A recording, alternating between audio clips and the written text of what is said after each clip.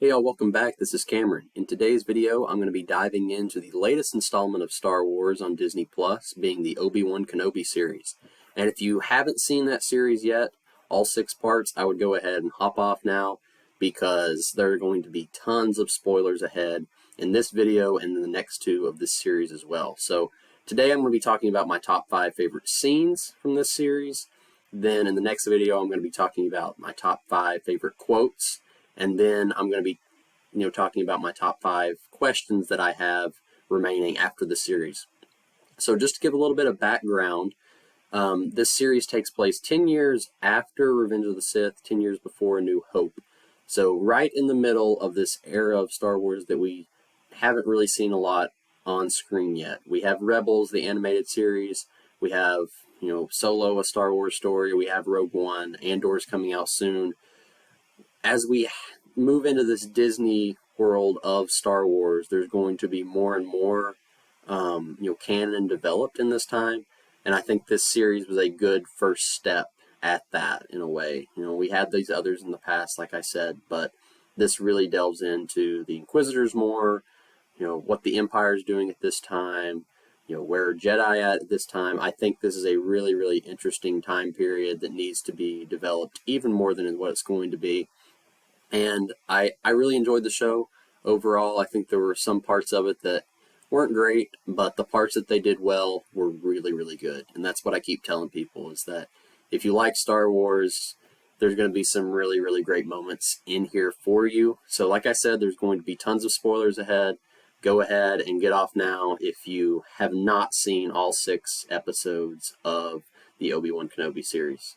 So here we go. We're going to get started into the top 5 scenes. They're not in any specific order of how much I like them. They're just simply in chronological order of how they happen throughout these series. So here we go. First scene I really like is Leia and Obi-Wan's first impressions of each other before the chase scene. So I'll go ahead and address this. I know episode 2 was not everyone's favorite. The chase scene was very comical, comedic, Disney-ish, and not a lot of people loved that. But really, the first meeting of Leia and Obi-Wan and their banter back and forth just sets up their characters great for the rest of what we see of them in the original trilogy, what we see of the rest of them in this series. I think it was just awesome of the writing that they did with that. Carrie Fisher would have loved to see this Leia portraying, the 10-year-old on screen of her character that she set up for us decades ago. I really, really enjoyed their banter back and forth. Leia is calling him an old man. He looks beaten up. How can he be a Jedi? And Obi-Wan is just taken aback with how witty and quick Leia is for her age. I think it's just really fun. And I enjoyed all of their moments really throughout this entire series. I know some people thought it was kind of cheesy, going on with the same trope that we've seen in some of the most recent Disney Star Wars shows and movies and stuff, where the old beaten down mentor gets with a younger Padawan student, and they just become inseparable. We obviously all saw this in The Mandalorian and with Grogu. I think it works in this sense because we know Obi-Wan, we know Leia. I think their characters worked really well together in this scene and throughout the series. Next moment I really, really enjoyed. Kind of going on the same theme there with interactions with Leia and Obi-Wan is when they are on the truck with stormtroopers on the mining planet in episode 3. So this was a really, really cool scene. I thought the dialogue was great here. It was really one of the first moments in the series I think I felt any kind of suspense or feelings of being unsettled in a way. Is because they're on this mining planet. Freck, this really friendly, appearingly friendly guy, picks Obi-Wan and Leia up after they escape the crime planet in the 2nd episode. And at this point, Obi-Wan knows Vader exists. He knows he's going to be coming and looking for him. All of these things are going on. It's really, really intriguing, really suspenseful at this point. And they get on this truck. They think they're going to be fine. This guy, Freck's going to be helping them out. And as they get on the truck, they see an Imperial flag on the back of it, handmade like that. And it was just really, really chilling to see that on screen. Obi-Wan's kind of taken aback at this point. And this point, there's some stormtroopers that get on the truck as well. They're being transported to their next location because the guy driving them is obviously a big fan of the Empire. He's trying to help them out all he can. Stormtroopers start interacting with Obi-Wan, asking him about, his ideas about Jedi. Does he know where anyone is? What are they doing there? And he comes up with the story that they're farmers from Tull, farming planet. And at this point, they go back and forth. Him and Leia are having an interaction, and he accidentally calls Leia by her actual name, Leia, when he told the stormtroopers that her name was Luma. So at this point, the stormtroopers are kind of like, are you really who you say you are? Start, kind of questioning what's going on. Like, hey, I thought her name was Luma, not Leia. And we get a really, really beautiful scene of Obi-Wan saying, well, when I see Luma, I see her mother. That was her mother's name, Leia. And it's just really a cool, intertwined sequence where we get it multi-layered that, they're trying to hide their identities here from these stormtroopers.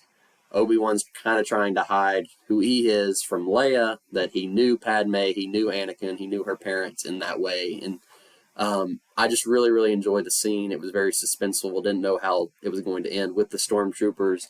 And then it sets up some great dialogue that we see with Leia and Obi-Wan, and I really, really enjoyed that. So the next scene I liked was also in part 3, which was when Vader arrives on this mining planet, and he absolutely just terrorizes the townspeople. I think to date, this is the most brutal we have seen Vader on screen in canon. I thought it was crazy how brutal he was. I think it was more intense than Rogue One hallway scene. And I know that's saying a lot, but these are just regular townspeople. These aren't rebels. These are just people in the town that he knows Kenobi is at. And he just gets off his ship and immediately starts, force pulling people, dragging them through the dirt. He snapped a kid's neck, all kinds of stuff that we didn't expect to see in this Disney show. But I thought it was really, really cool to see, showing this arc of Anakin to Darth Vader, because we're in that middle part between the prequels, between original trilogy as well. He's not quite to the level that we see him at in, like Empire Strikes Back, but he's clearly showing that he is moving on and suppressing Anakin Skywalker from the end of Revenge of the Sith. So I really, really enjoyed this scene. I didn't love the scenes that followed after it with the initial interaction between him and Obi-Wan, but I thought Vader getting off the ship in this way was really, really intimidating and set up the rest of the series pretty well overall.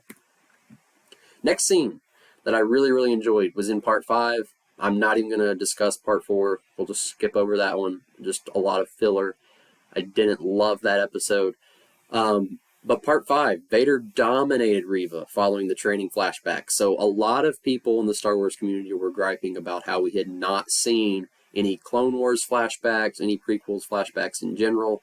4 episodes in, episode 5, it starts out with a training flashback between Anakin and Obi-Wan during the prequels, I believe before Attack of the Clones.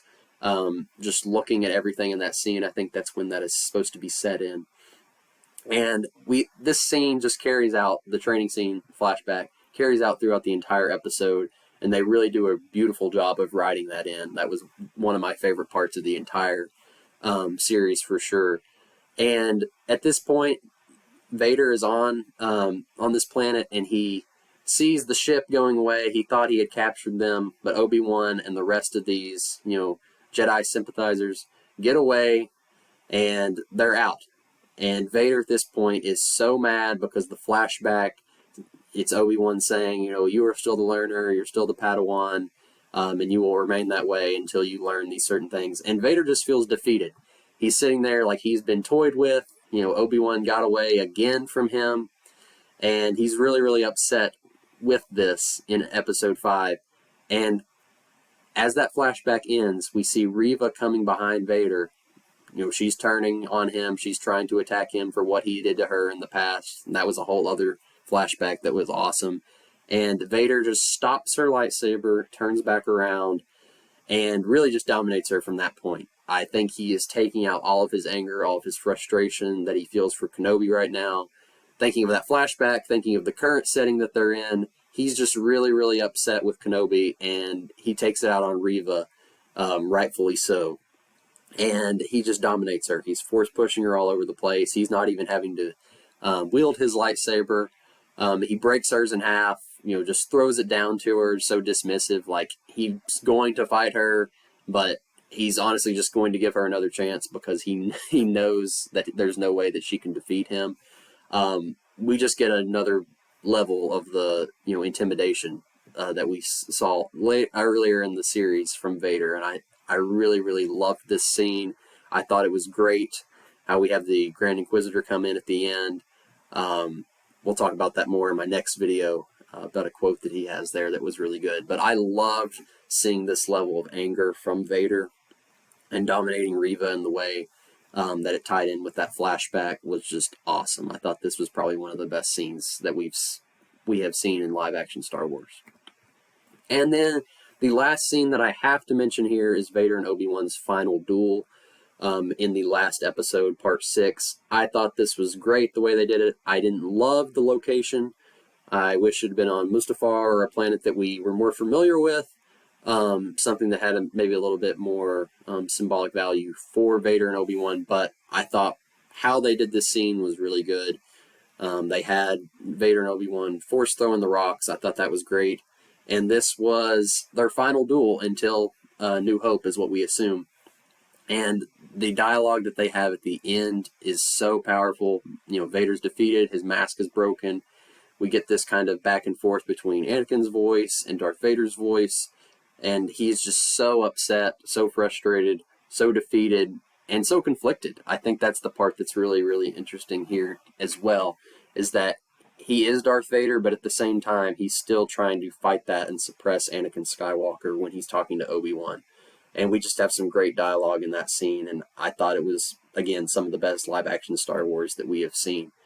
So that really wraps up the top 5 scenes, in my opinion. Remember, these are just my opinion, so if you have something you'd like to share down in the comments about a certain scene that you liked more, or one of the scenes that I included that wasn't your favorite, go ahead and do that. I'd love to hear your all's comments. So remember, this is the beginning of a 3-part series. The next video is going to be talking about the top 5 favorite quotes that I have from this series, and then some remaining questions that I have in the final video. So remember, like, comment, subscribe. I'd love to hear from you all, and I will see you in the next video.